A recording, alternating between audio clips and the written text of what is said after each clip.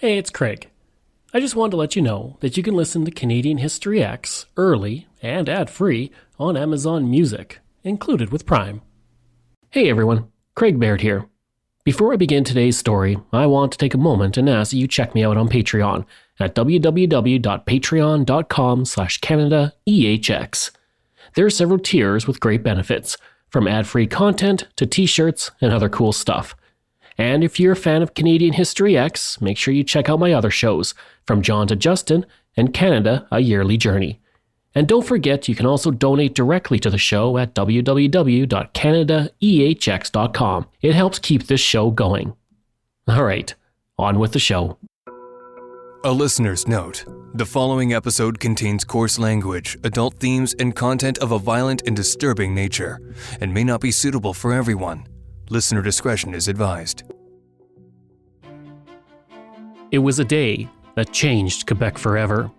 On a cold January day in 1927, a couple hundred children attended the film Get 'Em Young at the Laurier Palace Theatre in Montreal. A cigarette was tossed carelessly onto the floor of the theatre as Stan Laurel played a butler who was persuaded to pretend to be a man's wife so he can inherit $1 million.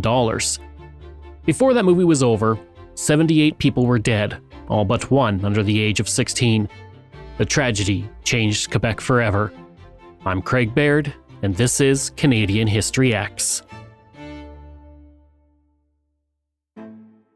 To understand how a fire at the Laurier Palace Theatre fundamentally changed a Canadian province, I have to take you back to July 7th, 1534. That's when an unnamed priest with French explorer Jacques Cartier celebrated Mass on what became Canadian soil for the first time. When New France was founded by Samuel de Champlain in 1608, the Catholic Church became one of the most powerful forces in Quebec. That power lasted for over 3 centuries.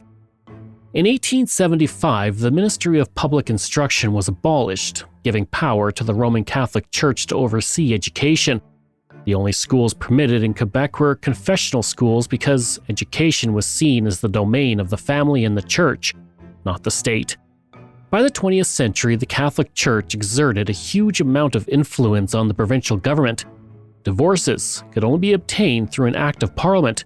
Health services and civil registries were completely controlled by the church. But the times, as they say, were changing. By the early 20th century, a new technology was taking the world by storm. Moving pictures allowed people to see fantastic things right before their eyes. They could see death-defying stunts, grand vistas, and even social commentary. For the Catholic Church, film represented a danger, especially to young minds. The Catholic Church in Quebec called it the Devil's Night Classes. The Church demanded that children be banned from watching films lest they be corrupted by them. In the summer of 1926, Judge Lacroix of the Juvenile Court attempted to ban all children in Quebec under the age of 16 from entering the theaters. He argued that children were known to commit paltry thefts to gain admission money. This was blocked by the Supreme Court as the judge did not have the jurisdiction for the ban. It was amid this changing world that the Laurier Palace Theatre opened in 1912. And while live theatre would remain a staple well into the 1920s, the move to showing silent films began before the 1910s were out. It would take 2 years after the theater's opening for Charlie Chaplin to rise to fame and change cinema forever. In the meantime, business was good. The theater sat on St. Catherine Street, only a block away from the St. Lawrence River. The street has long been Montreal's main commercial artery and a great location for the theater. Unlike most cinemas in Quebec, the Laurier Palace Theatre also showed films on Sundays, something the Catholic Church was firmly against.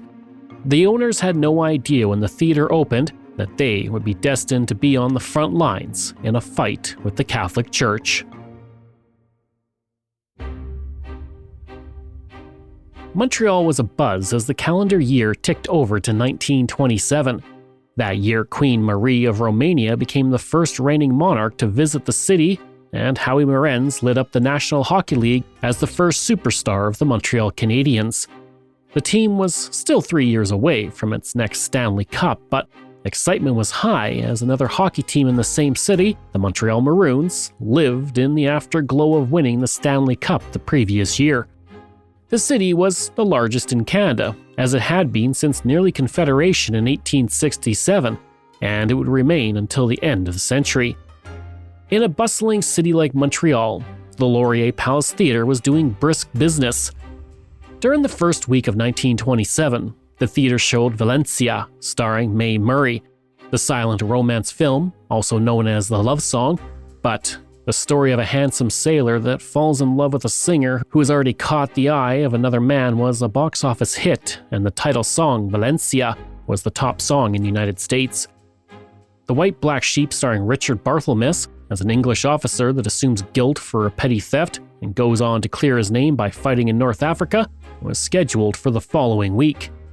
On January 8, 1927, a safety show was scheduled. Put on by the Child Welfare Association and the province of Quebec's Safety League, the show's goal was to explain to children their duty to take care of themselves so they may grow up to be citizens of value in the community. The Night of the Crossroads was shown after Montreal Mayor Medric Martin spoke to the children. The safety film told the story of how schools teach students to be careful through the organization of safety patrols. The next day, Get 'Em Young was scheduled. This comedy was the perfect film for children, enjoying the weekend and looking for something to do. Since it was Sunday, there was little else going on in the city. The movie is less than half an hour long, and when it started, the theater was only 1/4 full. 250 people, mostly children, were in attendance, and everyone was enjoying themselves until, in the darkness, someone yelled the words no one wants to hear: fire.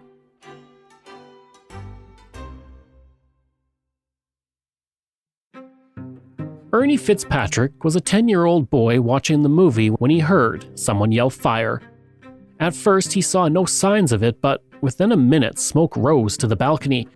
Ernie wasn't the only one initially unaware of the danger. The ushers, believing it was a prank by one of the kids, blocked the east balcony exit and told the children to go back to their seats. But as smoke filled the air, panic ensued, and the ushers, now realizing the danger, attempted to put out the fire using hand extinguishers, which did little to stop the spread of the flames. The ushers then attempted to use axes on the balcony floor so children could escape to the floor below, but as the flames grew, the children ran into the stairwells to escape.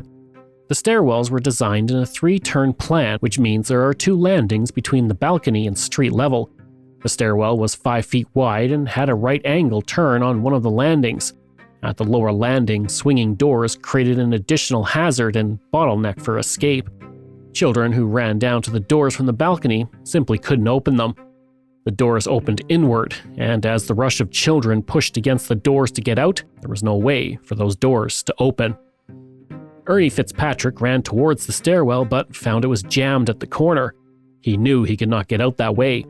He described the fire as if it was coming from underneath as the fire slowly burned between the subfloor and the upper floorboards of the theater. Emile Messicote, the projectionist, was able to get 30 children away from the locked exit in the balcony and into the projection booth. He then passed each child out of the window into the marquee above the sidewalk and to safety. He said, "The children were crazed with fear and screamed for their mothers. I realized that my window opening to the marquee over the door was the only hope of saving them, as the stairwell was immediately jammed." Reports in the newspaper later identified that the fire started in the center of the balcony seats about 18 feet in front of the film projection box, itself a fireproof structure. Meanwhile, the balcony was an inferno as Paul Champagne, one of the ushers, directed children to another stairwell that hadn't been blocked. Ernie Fitzpatrick started down those stairs. He said, quote, "When the smoke began to get thicker, I started down the stairs. When I got near the door, the boys and girls were piled on top of each other." End quote. The scene was disturbing and violent in nature. As panicked children struggled while being trampled, many were crying out in pain. Ernie said he had to climb over the mass of children to get to the door, and as he did, a boy grabbed his foot and tried to pull himself out. He said, quote, "I struggled and my shoe came off in his hand. I did not stop to get it. I knew that I would be crushed if I did not stay on top." End quote. As Ernie struggled, suddenly, arms grabbed him and lifted him over the other children and into the street. It was at that moment that Hugh Fitzpatrick, Ernie's father, saw his son being carried out of the disaster. Ernie, would live, but he was one of the lucky ones. The two men, Paul Champagne and the projectionist Emile, saved upwards of 100 children from the disaster.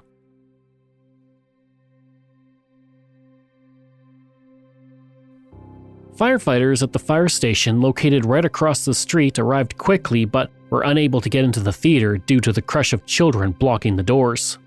The fire itself was relatively small, but it brought nearly all the city's firefighters to the theater. Problem was, they couldn't get in. Fire Chief Gauthier ordered his men to cut through the front of the theater, break through a lumber room and washroom, and then attack the stairs from below, creating a path to rescue. Alphier Arpin was the first firefighter to break into the theater. He found his son, Gaston, dead. Police reserves were drafted into duty to handle the growing crowds. Many worried parents had rushed to the theater upon hearing the news, and now they waited to find out the fate of their children. The horror inside the theater would be one firefighters wouldn't soon forget. An unnamed firefighter said he saw a little girl who was about 10 years old and heavily burned, still clutching the candy bar she was eating prior to the fire in her hand. In the disaster, 78 children were killed, a total of 12 were crushed, 64 asphyxiated, and 2 were killed by the fire itself.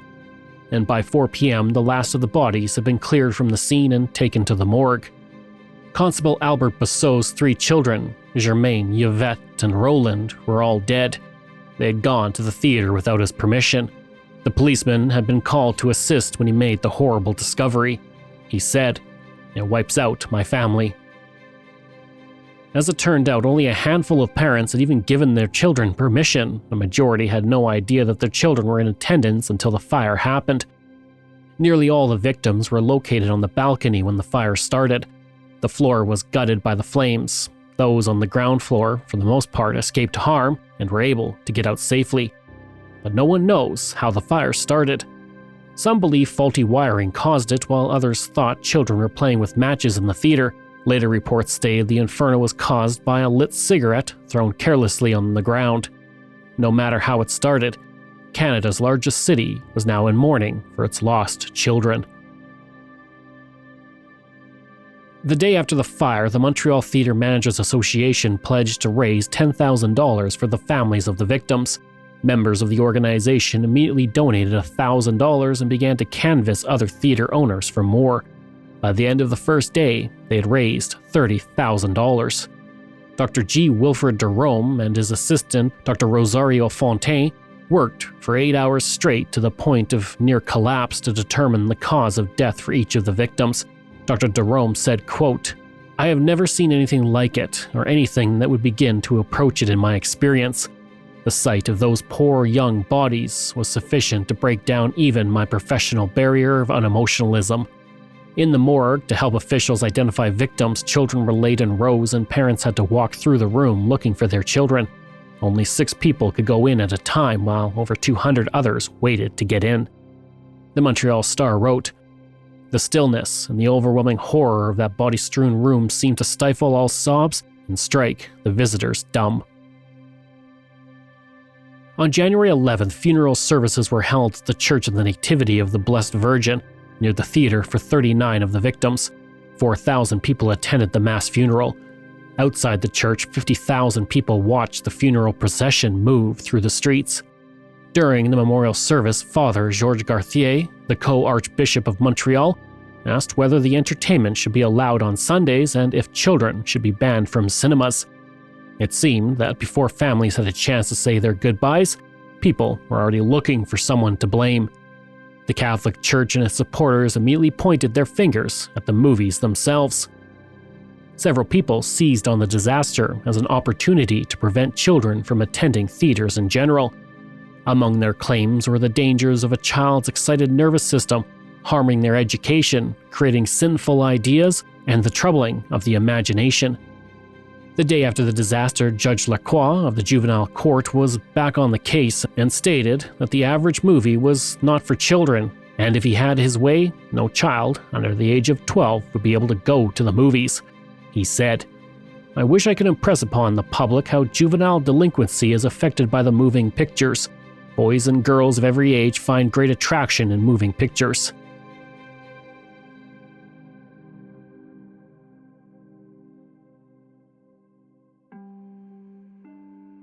2 days after the fire, on January 11, 1927, the mayor of Quebec City banned Charlie Chaplin's movies from the city's theaters. Mayor Martin said that the ban was caused by his disgust with marital troubles of Chaplin and his wife, but most believed it was the first attempt to limit the cinema in the province. On August 31, 1927, about 7 months after the fire, Justice Boyer released his report on the blaze. Among his recommendations was that no child under 16 should be allowed to attend a cinema, regardless of parental accompaniment, because the majority of victims in the fire were in attendance without adult supervision. Boyer also recommended banning Sunday performances, but stated that the cinema was not immoral. In 1928, the Quebec government passed a law to ban all children under the age of 16 from attending the cinema.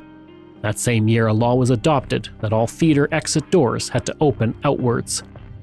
The ban on the cinema for children would outlast the Great Depression, the Second World War, and the Korean War. When it came into place, Maurice the Rocket Richard was just starting to play hockey on the ice surfaces of Montreal as a gifted 7-year-old. The ban was finally lifted when Richard was retired and a cultural icon. At this point, he was in his 40s. So what brought it down? Well, it was a monumental shift that today we call the Quiet Revolution. In many ways, the cinema ban represented the power the Catholic Church held in the province, so it's no surprise that it ended when the Quiet Revolution began. The first cracks in the Catholic Church's stranglehold over Quebec began to form during the 1940s. Many Quebecers who read the book The Tin Flute by French-Canadian author Gabriel Roy took a hard look at themselves, the Catholic Church, and upper-class Anglophones who controlled much of the province. Originally published in 1945, the novel was set during the Second World War, and it gave a stark and realistic portrait of the people living in working-class neighborhoods of Montreal.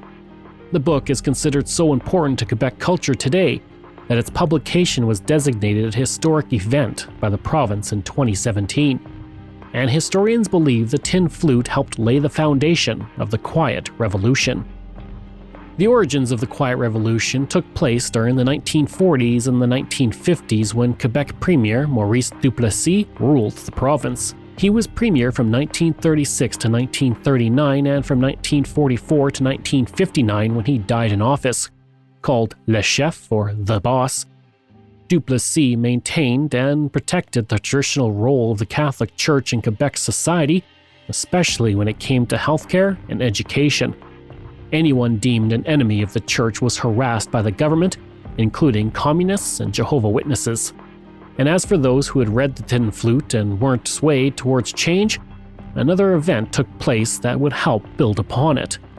On February 14, 1949, the miners at 4 mines near Asbestos, Quebec went on strike.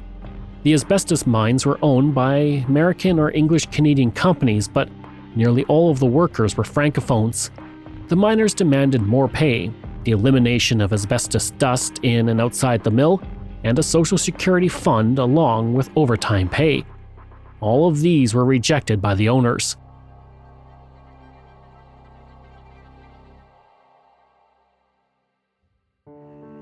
The Quebec population, media, and some in the Catholic Church were sympathetic to the miners.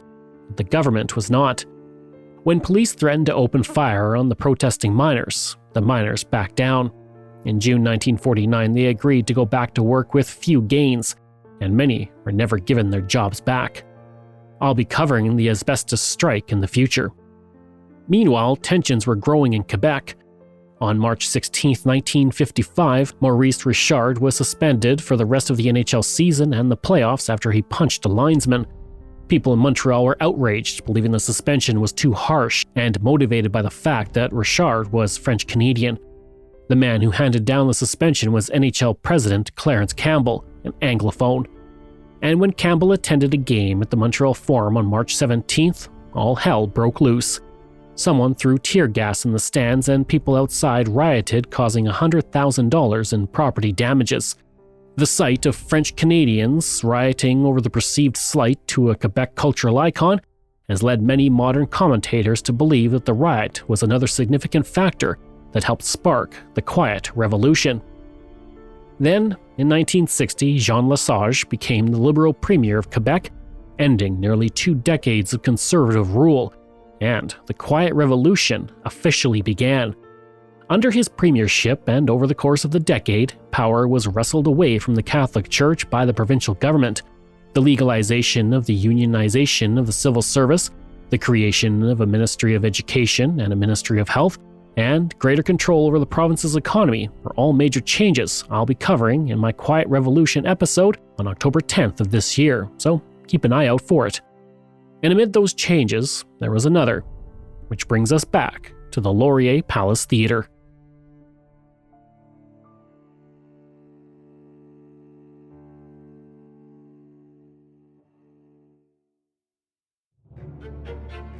Since the fire of 1927 that inspired the ban on children's attendance in theaters, plenty of teenagers still found a way in. In an opinion piece about the cinema ban in March 1961, one theater owner in Montreal stated that the under-16 crowd accounted for a large section of his theater business. He added that in some movies, specifically those by Disney, those should be open to all children. That year alone would see 101 Dalmatians, The Absent-Minded Professor, and The Parent Trap all hit the silver screen. Most people, including school principals, theater owners, and parents, also felt that the 16 and over rule was outdated and the law needed to be changed. The government, already making drastic changes to Quebec society, listened. On July 12, 1961, the cinema ban was officially lifted. Sort of. The decision had been approved by the government a month earlier in June, but it came with restrictions. Anyone under the age of 16 could watch free movies at a school and attend special, free children's shows given before 6 p.m. at a place approved by the Board of Cinema Censors. Special shows for children over the age of 9 would also be allowed before 6 p.m. And while the partial ban lift did help theaters, by 1964 the public was calling on the government to lift the entire ban. That year would see Mary Poppins hit theaters. To allow younger viewers into the theater, a system of film classification was needed so certain ages could see certain films. In 1967, the cinema law was modified to create a motion picture rating system, separating the movie-going public into 3 categories: those over the age of 18, those between the age of 14 and 17, and those under the age of 14. Just in time for the Jungle Book's release, children could once again go to the movies in Quebec.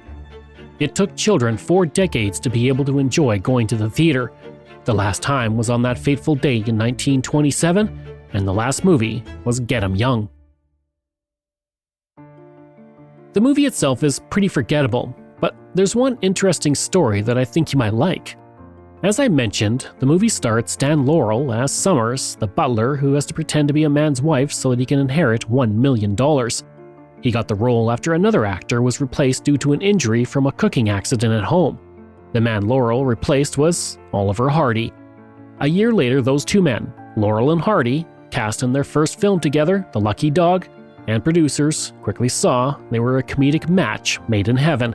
Both were comedians, both knew how to play the straight man too, and the men became fast friends. And from that first film, a legendary comedic duo was born, Laurel and Hardy.